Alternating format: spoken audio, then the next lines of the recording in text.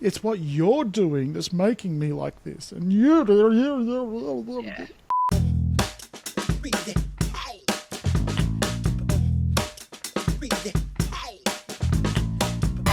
Hey everyone, and welcome back to this week's Remind podcast. My name's David Masterton, and I'm joined by the wonderful Dr. Ashleigh Moreland. And today, wrapping up our little, we'll call it multi-episode thought process or something like that around being reactive, around behaviours, who's responsible, all of that. Today we're talking about how to be an observer in these situations. Yeah. So, Ash, how are you going? Yeah, awesome. Looking forward to having this conversation. So I will reiterate that if you are coming in hot in this episode and you haven't listened to the previous three, first of all, click subscribe, then go back and what is it? What episode is it? It must be episode 76, I'm going to say. If you go back, I think it's episode 76, starting with why am I so reactive? Because this is Yeah, it's serious. 76. Why am I so reactive? What are the behaviors that are actually non-threatening in my environment that bring up my own wounding? Right into what are the behaviors in my environment that actually are threatening and what am I going to do about it? And now this one is tying it all together and coming back to, okay, so what can I do about that reactivity and what is the role of the observer in that, in my actual healing and my growth? This is so fundamentally important, and this one thing can absolutely change people's lives. I see it day in, day out. Particularly, I teach this a lot in my paid programs. So massive gold in this, and it's probably not going to be a long episode because honestly, it's not that complex. Well, I think, and here's the thing, you start off, and I'm just going to cheat by looking at my other screen. So episode 76, why am I so reactive, right? Yeah. So it's really about the whole concept of something happens and I react beyond what I feel is okay, or I look back and go, oh, I could have done something better. Yeah. Episode 77, how to handle triggers without calling, without taking the bait, right? And that's really sort of going, okay, like I know I'm triggered, but I'm trying not to, like how they're the practical steps based on identifying them in the previous episode. Then the following one, which was last week, was looking at and going, okay, what's the difference between your triggers and someone actually acting really shitty around you? Yeah. And then kind of knowing the difference. So this Where do you one, start and end kind of thing. yeah, it's like the responsibility line. It's like, and we advocate so much about self-responsibility. But as part of that, you also need to know or have a feeling of where the line ends and go, okay, that doesn't mean because I'm healing all of these things that I allow unhealed behavior back into my life. That's right. So then that was last episode. And this episode, short and sweet, and it's going to be really about, okay, how do I be the observer in all of this? And knowing all this information, how do I proceed? That's So right. being the observer is the ultimate goal. But as we're born, we're so far from it because being the observer, I mean, that's just like to be the ultimate observer, you have ultimate acceptance. Yeah. And also, how do we learn how to react or respond? Well, it's based on our early life experiences. So if I am raised in a household that really facilitates conversations and debriefing and understanding and curiosity, then I'm going to learn that approach and I'm going to take that with me into my adulthood. If I have a thought, I'm going to go, what is this thought? What's behind this thought? Where is it coming from? What is it relating to? What am I going to do with this thought? But most of us were raised in households where there was no curiosity about anything. It was literally just everyone bouncing off their own trauma responses in this big enmeshed mega cesspool of drama and trauma. So what does it look like? We kind of need to have some level of coaching or mentorship or modeling of what this observer role might look like and how to actually process that so that we can then have a skill in adulthood that supports this. So I really wish I had my Harry and Sally with me, because I feel like this would be a prime opportunity to bring Mm, them into the conversation, because Sally is our observer. So if we start with what is the concept of the inner observer, essentially the observer is the part of us that can kind of step back from being in the body, playing out the character role, step back and be a witness to mm, what the body and flesh is doing. So that might witness whether it's thoughts, it might witness emotions, it might witness sensations in the body, it might witness behaviors as they're playing out, it might reflect on behaviors. And what this observer role can be really helpful in doing is, first of all, having really awesome awareness at drawing, like joining dots, I guess. But another thing is it can create space between an event happening and our reaction to the event, which equips us and gives us more control over how we choose to respond. So when we create space, it's something like, you'll hear people say, sleep on it, just sleep on it. mm. And the simple act of having that space, your body will metabolize the emotional chemicals, the chemicals of the emotions that you're feeling overnight, and the way that you feel about a situation, the way you see a situation the next day will be completely different. Mm. So in your experience, how do you facilitate the inner observer, and how has it helped you with reactivity? Well, for starters, being the observer is not something you're given. It's not something that a pill will, give you the clarity over. Yeah. It is something that you have to grow and build and work at, but it's not something that you can work at directly, which is really interesting, because for me it's sort of like, if I want to fix something, I want to go straight to the point that I need to, there's a missing piece, there's something, Yeah. I want to go straight to it and fix it there. But the observer is never created by trying to be the observer. The observer is created in the absence of the wounded part of you, and because it's always there.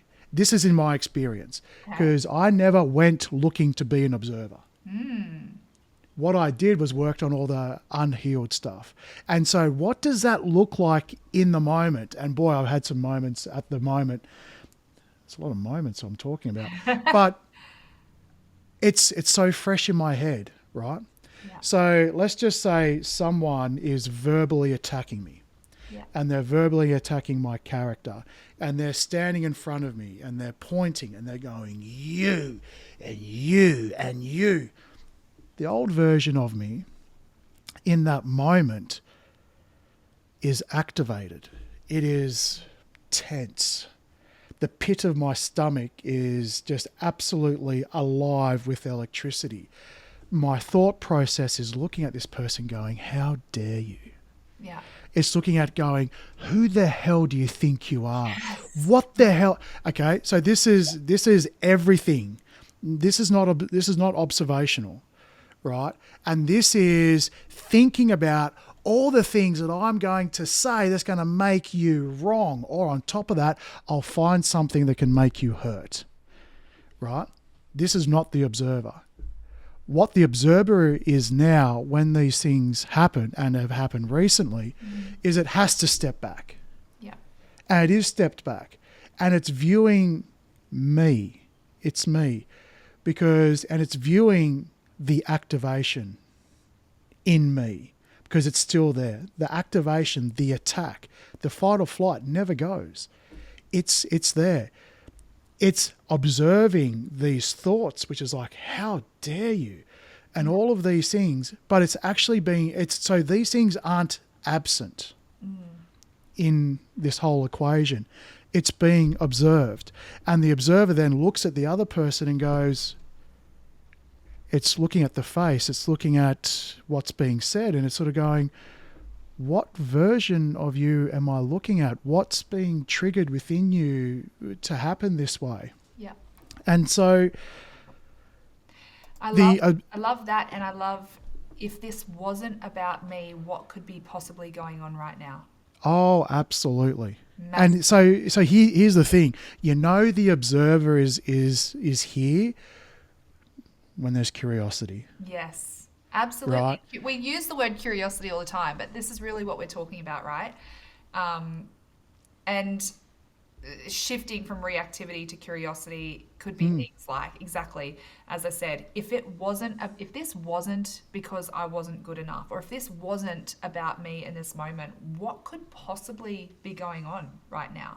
What might they be feeling? What might they be trying to communicate in this moment? And I actually just wrote the foreword for a book called The Naughty Behaviorist, which was such an honor, Right. actually, to be asked to do that. But it's all about looking at behavior analysis and going, okay, if we sit back and play the observer in someone else's behavior, I can start to get curious about what might they be trying to communicate right now? What need might they be trying to meet right now? And so on and so forth. I have found if I can sit there and analyze other people's behaviors and then hold the mirror up to me to analyze my own behaviors in the exact same way, it is life changing. And it's questions like, what is this bringing up for me? When my partner walks in the door and greets the dog before they greet me, and I feel hurt over it, what is this bringing up for me? I feel like I'm not loved. I feel like he doesn't care about me. I feel like even the dog is more important than me. Okay, awesome. And so then we can kind of start working our way backwards, going, if this wasn't about my partner and wasn't about the dog, what might it really be about? This desire to just want to be enough, to want to be a priority to someone. And see how much more empowered we are. Like, I just love that. I love Yeah. that. And I'll also sort of say, just because you can be observant once doesn't mean you're always going to be observant in every Yes. situation. Yeah. Because what's been highlighted to me, you can be observant as you like, and that you've said before that there's the healing journey goes up and down, it goes deeper and deeper. Now you can go from being observant to with the same person with the same things to sometimes not being observant Yeah. and being hurt and lashing back out, Yeah. because it's going to be about figuring out what is it, because every time you do this you get better at it. Yes. It doesn't mean you're going to be picture perfect all the time. And certainly if you're in my position, that person will want to make sure anytime you're not 110% that they'll let the world know. Yeah. Right. So observation is something you build up, right? And a bit like anything that you train for, you're going to have good weeks and bad weeks. That's right. You're going to have situations where you just absolutely want to give yourself a high five and go, damn, that could have gone so pear-shaped. And other times where you go, wow, that one struck home. Yeah. How can we be a little bit better next time? Or, I wonder what it is that really resonated within you that made you react so well. What took you out of the observer and into that? Did you just need that emotional orgasm? Yeah. Did you need to just let it out? That's right. Right? Did you need to have that you moment, but instead of by yourself, to that person? All of these things, and then decide. Go back to last episode. Is it worth continuing the relationship or calling it quits? That's right. So, being the observer isn't that, like I spoke about at the start of the episode, which is that complete and utter nothing phases me. That's what I aspired to before, and then realised through help through others. You still have a human flesh meat suit and a nervous system, and you're still living in this world that's a shit show. And guess what? Sometimes it is a trauma response, and we can work through that. Other times it is a perfectly healthy, natural response to a situation that is actually shit. That's Absolutely. okay. Someone, So, kidnapped your kid, you would want to damn hope that you are having a response to that. You would want to hope that you're. I think my response would be a Liam Neeson response. Yeah. Yeah. Absolutely. But look, I think to really summarize all of this, and you're going to see a consistency with all of this, observation is basically curiosity, Yes, right? 100. It is replace observation, put the word curiosity, and you've got both. So it's, and then it takes blame out of it. And when you can feel the blame and feel the hurt and feel the shame and all of those things, but not react from it, Yeah. and still have that curiosity, you're working that Yes. muscle. And not judging yourself. So I think one of the most important things about being the observer role is you're going to observe thoughts, you're going to observe emotions and sensations in your body that might bring up shame, that might feel wrong, that might feel like embarrassing. And one of the most important things is that when you are the observer, you are not being the aggressor. You are not there to shame or blame or judge. You are simply there.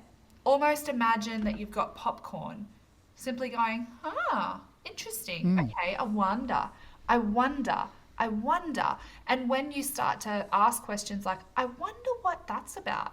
I wonder where that's coming from. I wonder why we're having that thought. I wonder what that's bringing up for me. And that simple statement of I wonder is how we access curiosity. So something that I don't even know if our listeners know this, but for every single podcast episode that we put out, we actually publish a blog post. And that blog post every single week has practical coaching elements in it. We will often have techniques, we'll have mindfulness practices, we'll have journaling prompts, we'll have some questions to ask yourself. We'll have practical examples and scenarios that you can take what we've spoken about in our podcast and then apply to your own reality. We also send out a newsletter weekly, and that's only a new initiative, but that's going to summarize what some of those coaching elements are. And honestly, if you are on the journey of healing, if you are on the journey of exploring your own self-development, there is so much free stuff that we make available to you, from journal prompts to, as I said, that whole entire list, that even without spending a cent, if you simply carved out some time every single week and sat down, even if it was every single day, and started retrospectively looking at playing that observer role and getting curious with some of those prompting questions, with some of those frameworks of going, what did that bring up for me? What was really going on for me there? If I didn't respond like that, how could I have responded instead? If I wasn't feeling angry, then what would I have said? If I was feeling peace and love and compassion, what would that have looked like? And simply bringing curiosity into all of this. Now, obviously in my paid programs, this is what I take people through at a very, very, very deep level. And there's the ongoing coaching. We're processing trauma responses as they come up, that we're processing emotions, we're learning skills, we're learning scripting. But at the most basic self-driven level, we give you so many resources for free available right now. The only thing you need to do is to actually use them and implement them and prioritize them in your life. And when you are ready to go deeper, and when you are ready to be led on a bloody journey of a lifetime, you can reach out, because that's what the program's there for, and you have access to that for life. So moving from, I mentioned some of the techniques, I guess, to strengthen the inner observer. The ultimate goal for me is to be able to have constant access to my inner observer in any given moment as I walk day to day. But I didn't start there. I started with some consistent practices of going, I'm going to carve out some time and I'm going to get familiar with my observer and reflect on my day, reflect on my feelings, reflect on the thoughts that I had, reflect on my behaviors today. And by just having that, by having that consistency, by having that commitment to showing up and connecting to my inner observer in carved out time, as I got better and better and better and better and better at that, that skill started to come with me into my day-to-day life. That skill started to come with me into the moments when my kid was having a meltdown on the floor, or my husband was experiencing big emotions, or I'm observing sensations in my body in real time. That's my advice to all of our listeners is if you really want to start making a difference in your life, even jump into our Heart-Centered Healing group, our Heart-Centered Healing Hub on Facebook, free group, post in there. Look for some accountability buddies. Use your initiative and create some, accountability and practices around that. Because you won't be alone in wanting to apply this. Yeah, well, it sounds like even journaling is actually, if you're not doing it already, it's a great way to start. Absolutely it is. And not just journaling what happened, but how you felt about it. Yeah. Because actually, while I've been doing a lot for quite a while. So, yeah, big episode in such a small amount of time. But anyway, guys, this has been like a 4-part series, so I hope you enjoy it. Let us know in the comments. Yeah. And we'll see you next week. Yeah, amazing. Reach out, guys. Subscribe, follow, all the things. Mwah. See you later. Bye-bye. See ya.